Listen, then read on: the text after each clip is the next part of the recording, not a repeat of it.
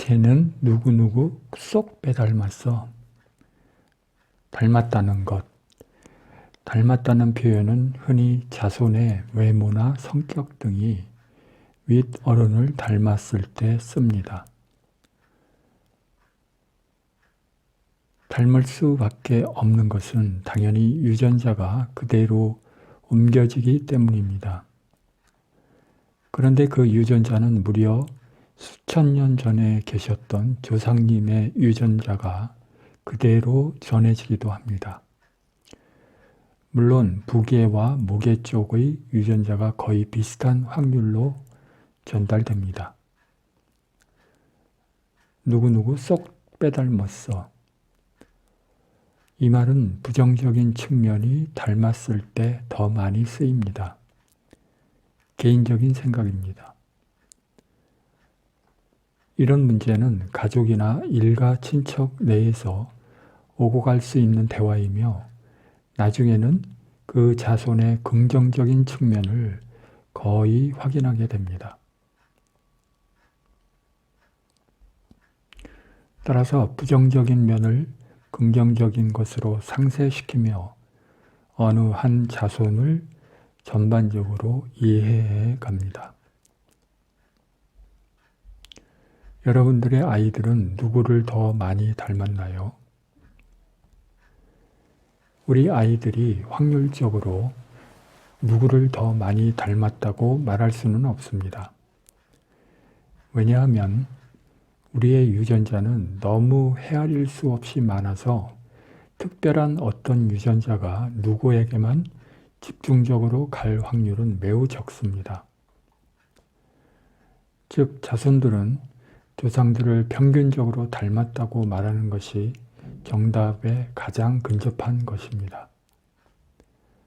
더군다나 이기적 유전자라는 말을 만들어낸 학자의 주장에 의하면 유전자는 생존을 위하여 치열한 경쟁을 통하여 살아남은 위대한 존재라고 합니다. 즉, 살아남은 어느 한 유전자도 좋지 않다고 보는 것은 유전학적인 관점에서는 틀리다는 말입니다. 어쨌든 자손에게 전달된 유전자 하나하나 모두 나쁜 것이 없다고 생각하면 이제는 누구 닮았다는 말은 가급적 안 한 것이 옳습니다.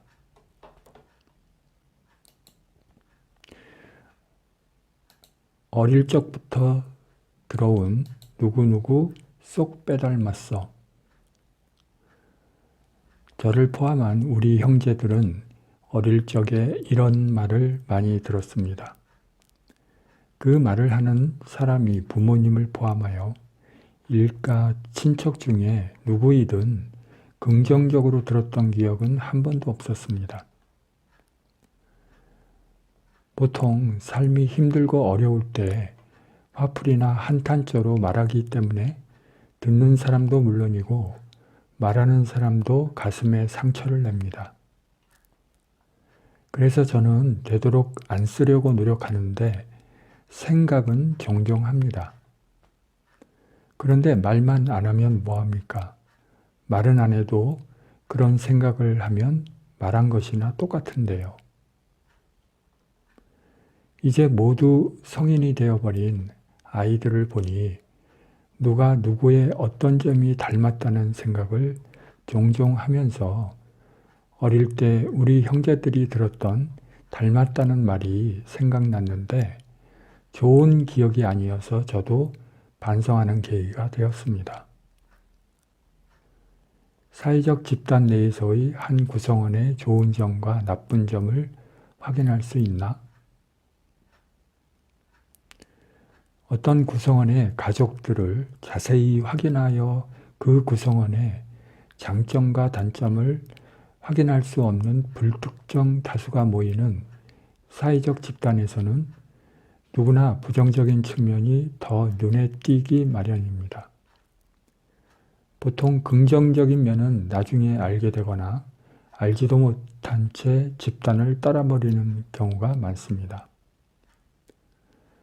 위와 같은 측면에서는 사회적 집단은 개인의 좋은 점과 나쁜 점을 모두 파악하는데 한계가 있는 불완전한 관계가 연속되는 임시적 성격을 가질 수밖에 없습니다.